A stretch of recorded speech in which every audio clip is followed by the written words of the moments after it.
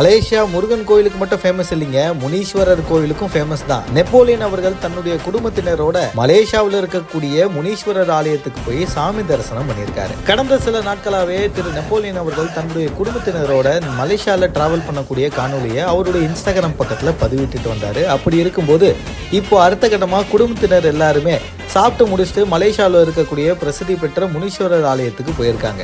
கோவிலுக்குள்ளே வந்த உடனே நெப்போலியன் அவருடைய ஃபேமிலியோடு வந்திருக்காருன்னு கோவிலுடைய ட்ரஸ்டி வெல்கம் பண்ணுறதா இருக்கட்டும், பொன்னாடைகளை போற்றி அவங்கள வெல்கம் பண்ணுற விதமாக இருக்கட்டும், எல்லாமே நிகழ வைக்குது. முக்கியமாக புதுமண தம்பதிகளான தனுஷ் மற்றும் அக்ஷயாவுடைய திருமண வாழ்க்கை நல்லா இருக்கணுன்றதுக்காக ப்ரேயர் பண்ணுறதுக்காக மலேசியாவில் இருக்கக்கூடிய முனீஸ்வரர் ஆலயத்துக்கு நாங்கள் ஃபேமிலியோட விசிட் பண்ணியிருக்கோன்னு நெப்போலியன் அவர்கள் குறிப்பிட்டிருக்காரு. இவங்க கோவிலுக்குள்ளே வந்த உடனே கோவிலுடைய ட்ரஸ்டிலிருந்து எல்லாருமே இவங்களை பயங்கரமாக உபசரிக்கிறாங்க.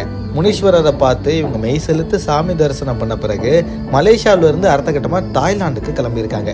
ஸோ அவங்க காரில் ஏறத்துக்கு முன்னாடி அதுக்கான பூஜை பொருட்கள்லாம் கொடுத்து பரிவட்டம் கட்டி அவங்களுக்கு மரியாதை செலுத்தி காரில் இருக்கக்கூடிய தனுஷை கார்லேயே சந்திச்சு அவங்களுக்கான உபசரிப்பை பண்ணி அனுப்புகிறாங்க. பின்னர் அங்கேருந்து தாய்லாந்து புறப்பட்டு போகும்போது நடுவில் ஒரு காஃபி பிரேக் எடுத்துட்டு அதுக்கப்புறமா கிளம்புறாங்களாம். ஸோ இந்த காணொலியை நெப்போலியன் அவர்கள் தன்னுடைய இன்ஸ்டாகிராம் பக்கத்தில் பதிவிட்டிருக்காரு.